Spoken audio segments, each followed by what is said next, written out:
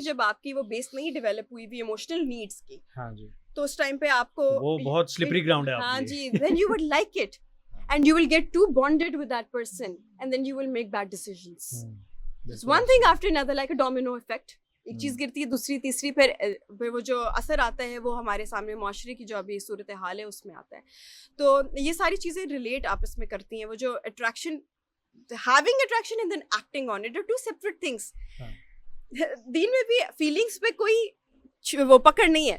अल्लाह ताला ने, ठीक है, गुस्सा भी आ सकता है, अच्छा बुरा लग सकता है, it's fine, you should you act on it और नॉट, वो है ना पकड़ उस बात पे।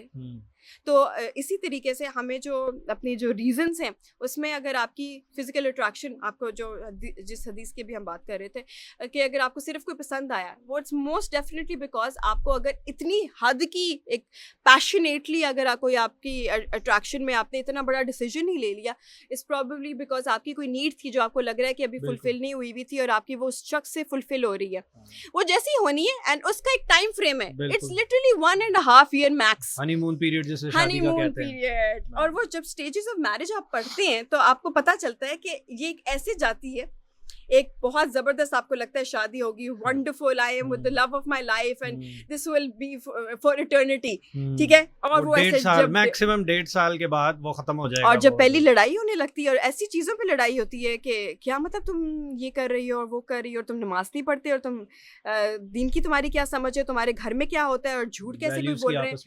तो लोग जो हैं वो शादियां क्यों नहीं चलती, फिर उसके उस डिप में शादियां टूटती हैं।